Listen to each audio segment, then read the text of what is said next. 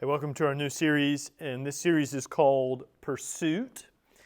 And out of all the topics we could talk about, this is a series on dating. I wanted to start with the topic that I thought would be the most helpful for any relationship that you ever have. This series is not designed to tell you when to date or to show you that you need to break up with anyone. If anything, this series is all about discovering the spouse that God wants you to be and working on that right now. Today we'll be talking about small things that creep up into any relationship and ruin it. If you've ever dated someone or had a close friend, you know exactly what I'm talking about. Maybe you kept fighting about ridiculous stuff that shouldn't cause fights, yet they were causing fights anyways. Or maybe it was the annoying habits that you start to notice in the other person. And what started out as something cute and quirky is now causing you a lot of frustration. The small issues affect every relationship, and they don't stop affecting you when you get married. In fact, I think the small things actually get worse when you're married because you're now with that person for the rest of your life. And no matter how good that relationship is, small issues will always find their way in, and they will wreak some havoc in your life. So I want to open up in your Bible to the Song of Solomon. In some Bibles it's called the Song of Songs. And the Bible gives us some inside look to someone's marriage. This case that we get to see here, we get to listen to this conversation between Solomon and his soon-to-be bride as they plan for their wedding. Just listen to what Solomon's bride has to say. Song of Songs, chapter 2, verse 15. It reads like this: "Catch all the foxes, those little foxes, before they ruin the vineyard of love, for the grapevines are blossoming." You might not understand the power of what she's saying here, so let me break it down. To you and I, foxes are these cute, cuddly little creatures. They can do no wrong. But in the ancient world, they were viewed as being worse than cockroaches. These creatures had the power to ruin a vine worker's life if they weren't kept in check. So what she's saying is this: let's be on guard for the problems that can ruin us. Now, we are always on guard for larger problems. If you had to name some huge problems that can happen when dating someone or being close friends, you might look at things like this. Do they do drugs? Are they employed by the mafia? These are all red flags, right? Do they listen to Taylor Swift? Red flag. These are all serious red flags. I'm just kidding, sort of. And if you worked in a vineyard, you would be on guard for the large foxes too. But the large foxes do not do the most damage. It's actually the small foxes that do the most damage. A large adult fox is tall enough to reach the grapes, so they will eat them and then run away. The small foxes, however, are not tall enough to reach any grape. So they go to the bottom of the vine, the bottom of the fruit, and they gnaw at it until they bring the whole vine down. You see, small foxes are public enemy number one. Solomon's wife is saying, let's be on guard for the big problems. But let's really be on guard for the small issues so that they don't bring down our marriage. Very few go into a relationship expecting there to be trouble. But this bride is on red alert. She's not saying if the troubles come. She's saying trouble will come our way. So let's be ready. The small foxes are the problems that ruin every relationship, no matter how good it is. The way you handle the small foxes in dating and any relationship for that matter, will only get worse in marriage. It's so important to learn how to deal with them now. The way that you handle conflict while dating will determine the success of your future marriage. That's my bottom line for tonight.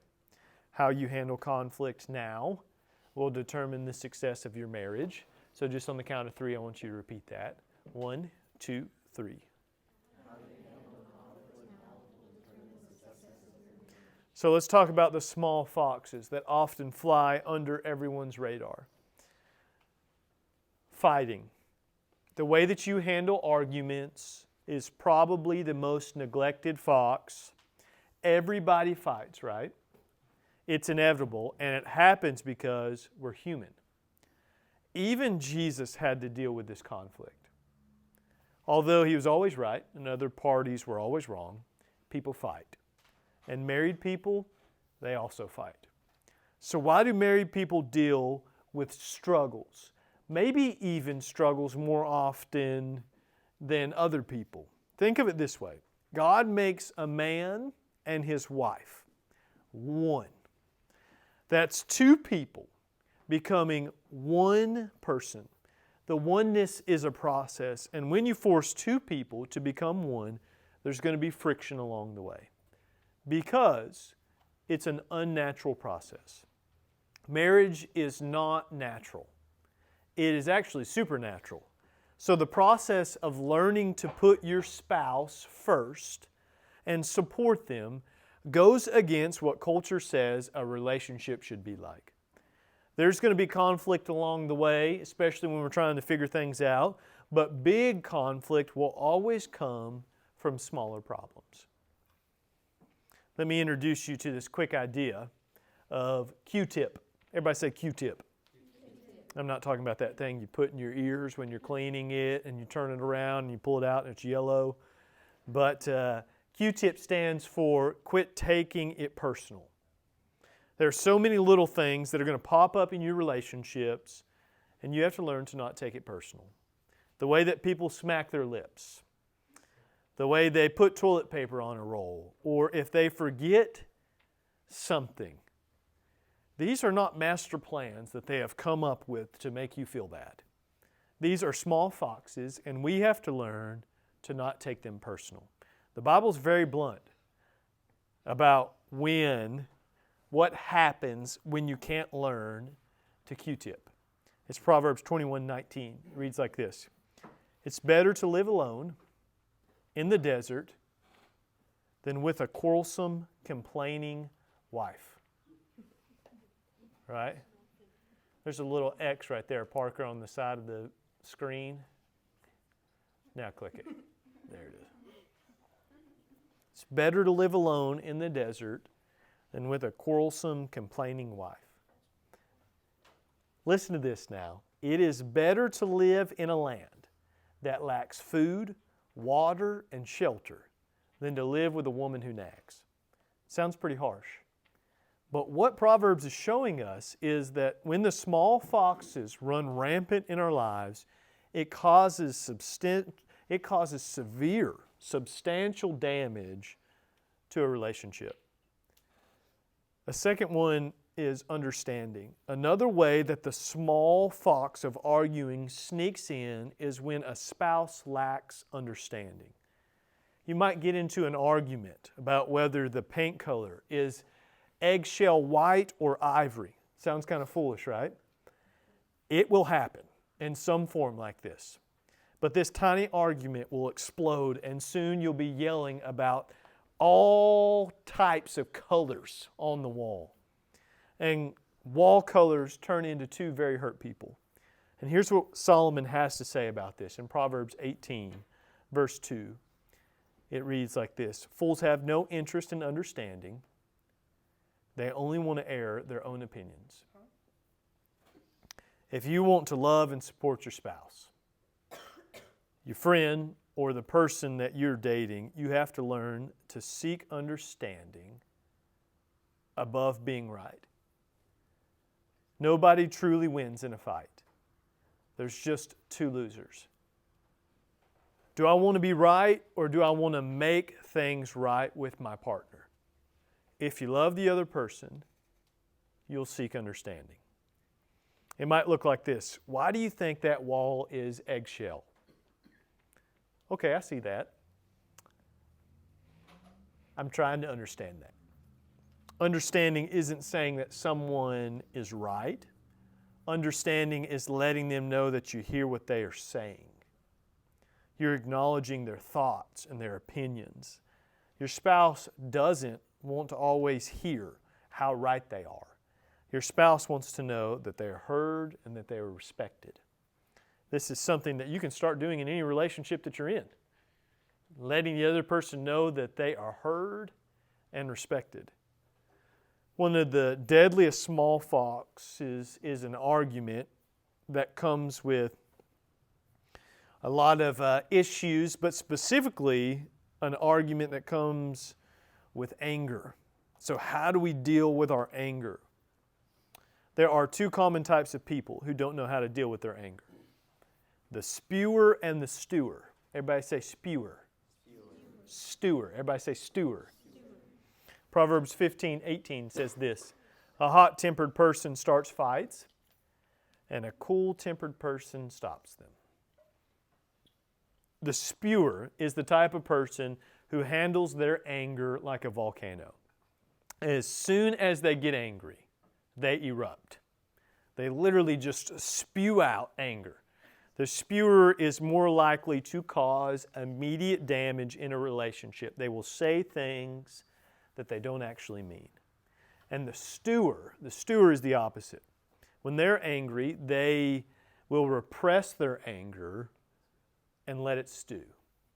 They don't mention it, their anger, so they end up letting their anger just build up, and that anger turns into bitterness. The stewer thinks that they're actually doing good by not dealing with their anger, but that bitterness does a lot of long-term damage, and their anger becomes harder to deal with the longer they hold it in and it goes unnoticed. In some extreme cases, a stewer's bitterness can even turn into hatred. Proverbs 10:12 says that hatred stirs up quarrels, but love makes up for all offenses. The spewer and the stewer can handle their own anger both in toxic ways. And it doesn't look any different when they're on the receiving end of conflict. If you bring up an issue with a spewer, they will instantly go on the defense. They will immediately blame their circumstance or bring up something that you've done. They may even spew the word hypocrite at you. If the spewer is taken by surprise, they may even start spewing on themselves instead. They'll pick apart their own character and say, I'm just the worst person that has ever lived, in an attempt to get you to downgrade the conflict to make them feel better. The stewer is no better. When you bring up a conflict, it will feel like you're having a conversation with a wall. They'll retreat emotionally, and they will respond with, I'm sorry, but it might be with a whisper. No emotion behind it. No conflict can be resolved with the stewer when they have rolled over like this. Both of these ways of receiving conflict are toxic for relationships. How we use our anger is a small fox. And how we handle other people's conflict is also a small fox that can spell trouble. If you're a spewer or a stewer, your marriage one day might end up in a sewer. Sorry, couldn't resist that. I want to encourage you to embrace your anger. So if anger can cause so much damage, isn't it wrong to be angry? Should we just avoid arguing altogether? We can all agree that if you were a spewer or a stewer, then you might handle anger in a toxic way. So is anger even worth it? Well, Paul says this in Ephesians 4:26. Don't sin by letting anger control you. Don't let the sun go down while you are still angry. Anger is not bad. In fact, it can actually be good. Anger happens when you fight for something that you love. Sometimes the love that you're fighting for is good. Being angry at injustice in the world is a good thing. Being angry because someone has hurt you is a good thing too. It's okay to not be okay with being hurt. Paul tells us to be angry, but not to sin in our anger. It's okay to be angry, but there's a point where your anger can turn into sin. Remember, anger is when we fight for something that we love. Before you bring up a conflict, you must ask yourself, what am I fighting for in my anger? Is it the ability to be right? Is it for self-esteem? Am I just fighting for me? What we fight for can determine what we love the most. Some spouses love control, so you'll see them start fights over little things. Some spouses love money, so they'll fight about material things. Other spouses love God, so they'll fight over spiritual things. Before you ever bring up conflict, you have to know what it is you're fighting for and what you love in that fight. Are you fighting for your spouse or are you fighting for yourself? It's at that point when you know where your priorities are at. It's okay to be angry, but don't let that anger lead your marriage or your relationship into sin. That boundary of sin is when you are angry for the wrong reasons or when you're unreasonably angry. Bring up conflict in a godly manner. It might look something like this. Hey, I know that you care about me, but lately something has really been hurting me and I'm hoping that you aren't doing it on purpose. I know that you would never intentionally hurt me, but lately I feel like you've been doing this. Can you tell me why this has been happening? And is there anything I can do to help? You can't bring up a conflict with guns a-blazing. And you can't bring up an issue with no heart behind it. You have to bring it up in a loving way that lets your partner know that you value them and that you care for them. But just because you bring up conflict the right way doesn't mean that you're out of the danger zone. Your partner can still react like a spewer or a stewer, and it can probably lead to you being even more angry. The way people react is contagious. And if they react with fighting, you might feel like you need to fight back. But marriage is about sacrifice, and sometimes you have to sacrifice your own pride to remain peaceful.